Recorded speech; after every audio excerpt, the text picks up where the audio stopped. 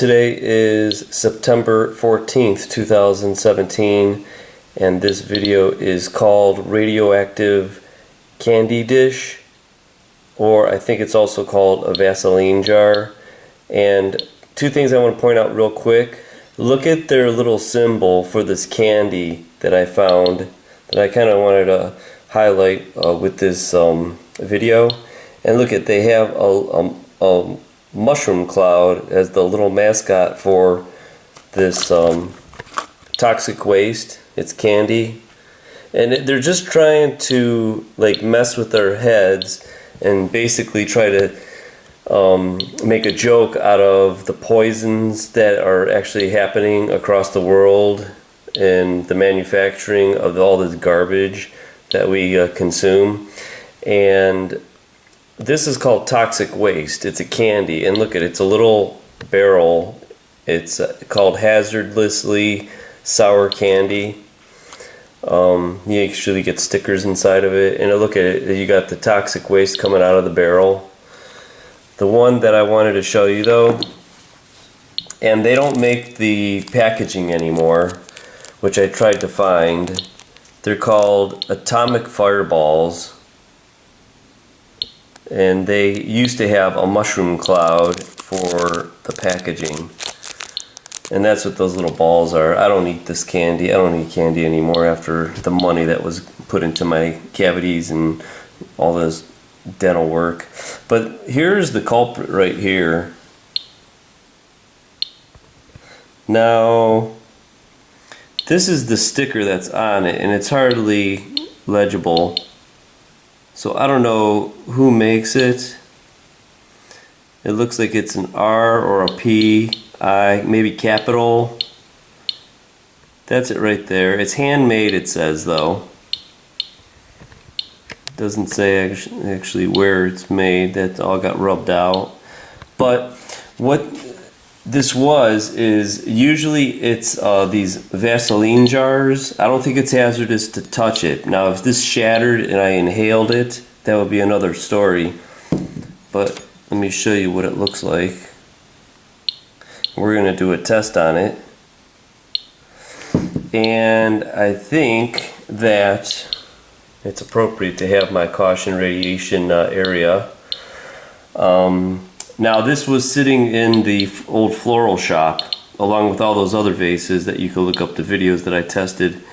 Now usually I'm pretty sure they came in, it's called a depression glass I think, and they usually came in yellow or green, and supposedly there's uranium oxide in here, and that's what makes it radioactive. But let's first do a test on it before I give you my little spiel. I think it'll be better if we turn it upside down. It's flat. And there we go, it's 30 CPMs, which is normal for the birds of Cleveland, Ohio. Let's put this over here so we could have it.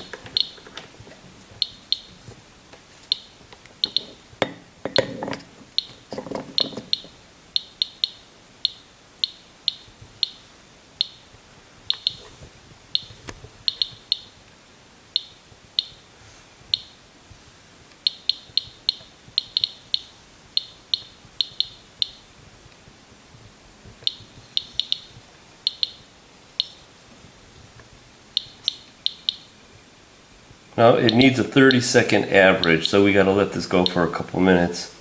But in the meantime, now who would use this as a candy jar? Now my problem is everywhere I'm reading on the internet that they say there's no harm in these glass. The only thing on the FDA website is talking about Fiestaware, where they used uranium and depleted uranium, and they do say that you shouldn't be using it to serve food on it because the microscopic pores in the glass.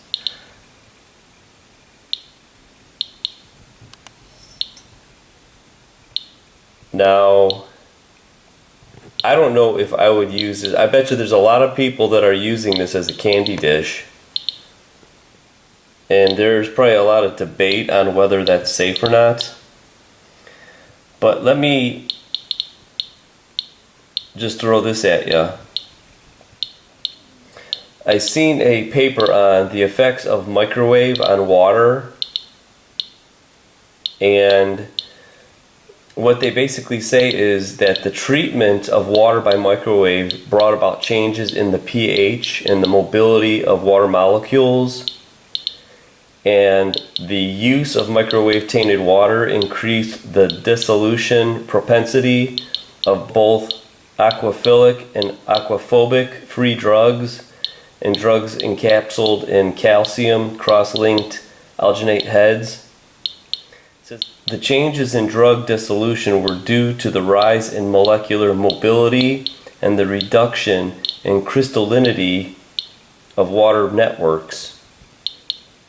Now, what that's telling me is a microwave will change the properties of water. So now why wouldn't radiation change the properties of water and or food being stored in these containers? Now, mostly they came in yellow and green glass. Now, I don't know what orange is. It's very hard to find literature on orange glass, depression glass, but there's definitely some radiation in here because it's picking it up. Now, there isn't a ton of it like that thorium lens I did the other day.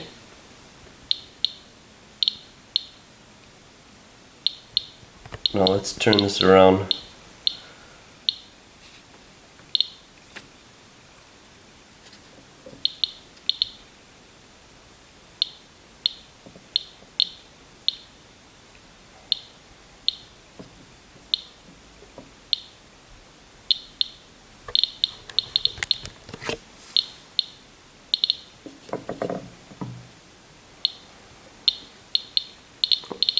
Now I'm trying to press firmly as close as we can get on that glass.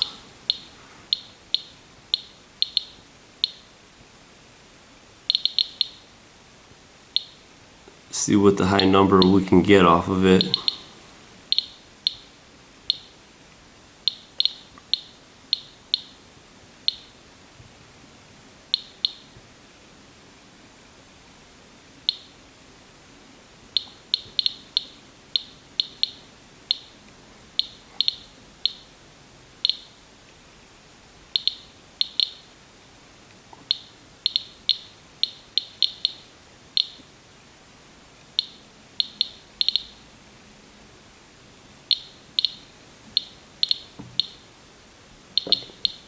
Okay, let's flip it around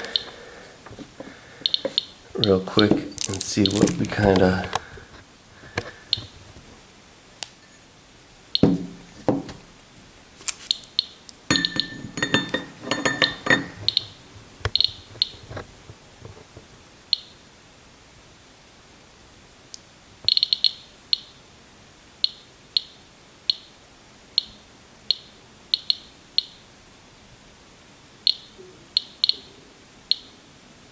Now the problem with this stuff is, as it's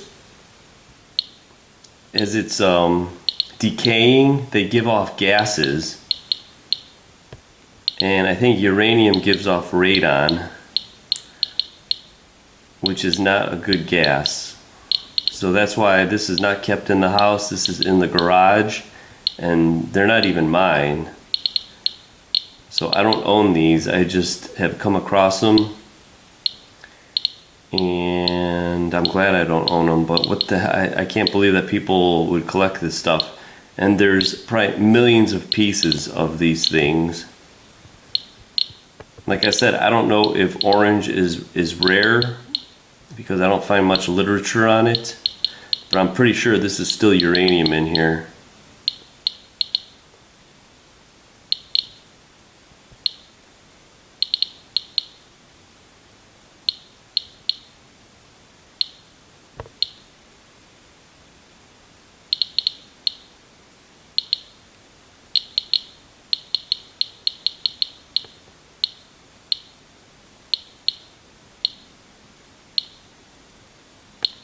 Alright, well it looks like 132 I think was the highest.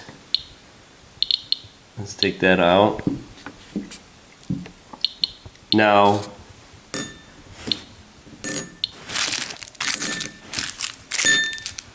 would you eat that candy after that radiation has been barded?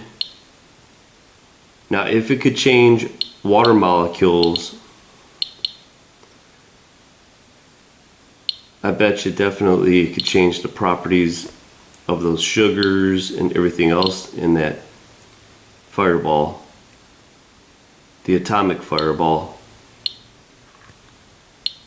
which I would consider toxic waste. Alright, last but not least, they say you could recognize if a bowl has uranium, the glass, is if it glows with a black light. And I would say that is glowing.